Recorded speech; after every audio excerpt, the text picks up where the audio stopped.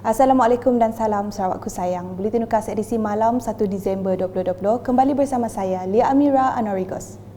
Tumpuan berita, Cantik @HG atau Canting Batik College Community @Henry Gurney merupakan produk akhir bagi program keusahawanan komuniti yang telah dijalankan College Community Kuching dengan kerjasama Jabatan Penjara Negeri Sarawak. Menteri Kebajikan Kesejahteraan Komuniti, Wanita, Keluarga dan Pembangunan Kanak-kanak Datuk Seri Fatimah Abdullah memberitahu seramai 20 orang penghuni sekolah Henry Gurney Puncak Borneo yang sedang menjalani program pemulihan telah diberi latihan kemahiran menghasilkan batik dan kursus keusahawanan. Melalui program tersebut, produk utama yang dihasilkan adalah tekstil tradisional batik motif Sarawak dan envelop fail batik motif Sarawak. Majlis hari ini kemuncak kepada kejayaan pelaksanaan program yang telah dirancang oleh penganjur sejak bulan September. Jadi 30 helai lukisan motif seni Sarawak, 70 helai batik canting, 30 helai t-shirt dan dye dan 20 helai batik chalk. Dalam pada itu, bercakap kepada media, Datuk Seri Fatimah berkata, kerjasama yang dilakukan turut melibatkan Sarawak Craft Council dan Helmi Batik Craft yang merupakan kolaborasi strategik yang sangat memberi manfaat kepada penghuni sekolah Henry Gurney untuk mempersiapkan mereka membina kerjaya melalui program pembelajaran sepanjang hayat itu. Jadi dalam program ini, ilmu kemahiran untuk menghasilkan produk diberikan dan juga asas keusahawanan. Dan ini adalah bertepatan dengan saya percaya dengan konsep iaitu pemulihan di sini, iaitu menyediakan mereka satu memberi pemulihan, kedua ialah menyediakan anak-anak di Henry Gurney ini untuk kehidupan yang seterusnya. Jadi ini adalah sesuatu yang sangat baik. Beliau turut berasa kagum melihat produk yang dihasilkan oleh para penghuni dapat disiapkan dalam masa yang singkat, iaitu 1 bulan sahaja dari September hingga Oktober. Berita selanjutnya, bekerja sendiri dengan terlibat secara langsung dalam aktiviti pertanian dan perniagaan merupakan bidang yang boleh memperoleh pendapatan yang lumayan sesuai dengan kata-kata pertanian itu suatu perniagaan. Menteri Utiliti Sarawak Datuk Seri Dr. Stephen Rundi Utom berkata, berbanding dengan mereka yang bekerja dengan kerajaan dan swasta yang hanya akan menerima pendapatan bulanan, tetapi mereka yang terlibat dalam pertanian akan memperoleh pendapatan setiap minggu dan lumayan jika bijak menguruskannya. Berjaya memperolehi pendapatan yang lebih baik adalah orang yang bekerja sendiri. Orang yang berusaha sendiri, berniaga sendiri. Kerana orang yang bekerja, dia akan mendapat gaji hari bulan ini, dia dapat gaji setiap bulan. That is it. Lepas itu mungkin dia pension ataupun mungkin dia masuk KWSP. Tetapi dia bekerja, dia akan bekerja sehingga dia pension ataupun umur 60 tahun. Tetapi apabila kita berusaha sendiri, kita sentiasa ada ruang untuk memperbaiki dan untuk juga mendapat pendapatan yang lebih. Beliau berkata demikian semasa merasmikan program Agricop di Balai Raya Kampung Pandan Sebauh pada Isnin. Ahli Dewan Undangan Negeri Adun Kemenang itu juga menyeru anak-anak tempatan yang telah berjaya dan bekerja di luar untuk datang kembali bagi mencurahkan bakti kepada masyarakat setempat dalam memperkembangkan lagi sosioekonomi penduduk. Semua yang mampu-mampu yang telah pun belajar pergi universiti, tolong kembali ke sini berkongsi apa yang perlu idea-idea baru. Saya suka tengok Kampung Labang. Saudara Aziz, Saudara Pengulu Musyidi, anak-anak dia pun sudah pandai. Setiap kali saya pergi sana, Aziz ada. Dia sekarang regional manager bank rakyat. Itu Aziz. Jadi saya buat dia kerana saya dapat beri motivasi.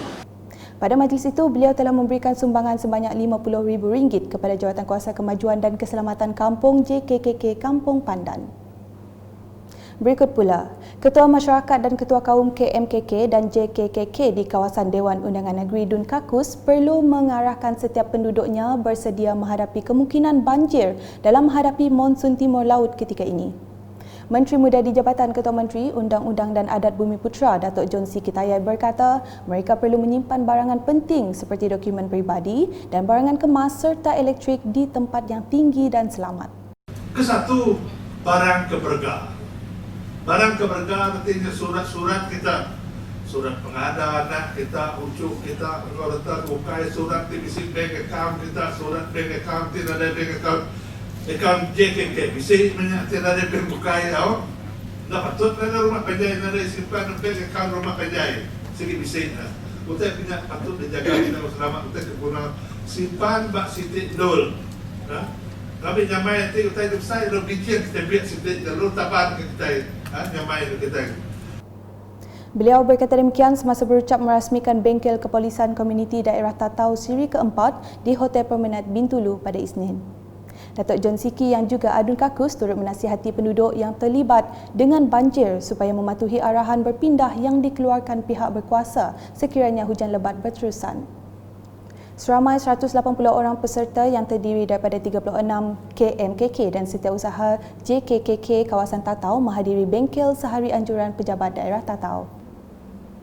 Sementara itu, di Sibu, Jawatankuasa Pengurusan Bencana Bahagian JPBB Sibu telah bersedia juga untuk menghadapi fenomena banjir susulan perubahan monsun timur laut ini yang dijangka membawa hujan lebat hingga awal tahun depan. Menurut Menteri Muda Perumahan dan Kesihatan Awam Sarawak merangkap adun nangka, Dr. Anwar Rapai, persiapan ketika ini berjalan dengan baik dengan pihaknya akan meningkatkan beberapa perkara sebagai mematuhi garis panduan akibat penularan COVID-19. But I think our preparation is quite okay, except that as per regulation said that we have to be compliant again with our SOP in view of the COVID. Okay? And of course, we have some minor things that we discussed that we need to improve, especially to comply with the SOP. We will deal with it as time goes on, but I'm sure we are able to be well prepared. Bercakap pada sidang media selepas mesyuarat JPBB Sibu pada Isnin, Dr. Anwar turut meminta Jabatan Pengairan dan Saliran JPS Sibu dan pihak berkuasa tempatan untuk memastikan tiada pari tersumbat yang boleh meningkatkan risiko banjir di Sibu. Bilik gerakan banjir juga telah diaktifkan dengan talian untuk dihubungi seperti yang tertera.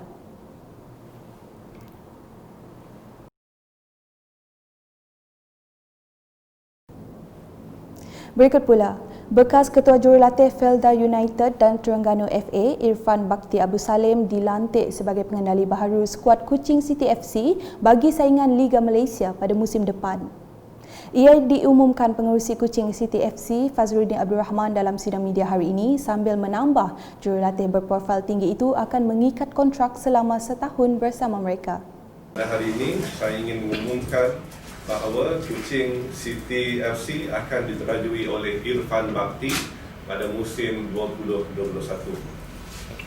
Jadi kami amat berbangga dan teruja untuk bekerjasama dengan beliau, memandangkan beliau adalah antara jurulatih yang berpengalaman dan mempunyai banyak kejayaan di bawah resume beliau. Jadi kita yakin bahawa beliau boleh membawa kelebihan dan meningkatkan lagi mutu Kuching City FC. Beliau yang juga adun tupung menambah, Kuching City FC juga sedang berusaha mengikat bekas jurulatih PKNS FC Wan Jamak Wan Hassan sebagai pengarah teknikal bagi meningkatkan mutu jurulatih tempatan. Beralih ke laporan harian COVID-19. Sarawak hari ini merekodkan satu lagi kes positif yang dikesan di daerah Kuching, menjadikan keseluruhan kes meningkat kepada 1,065.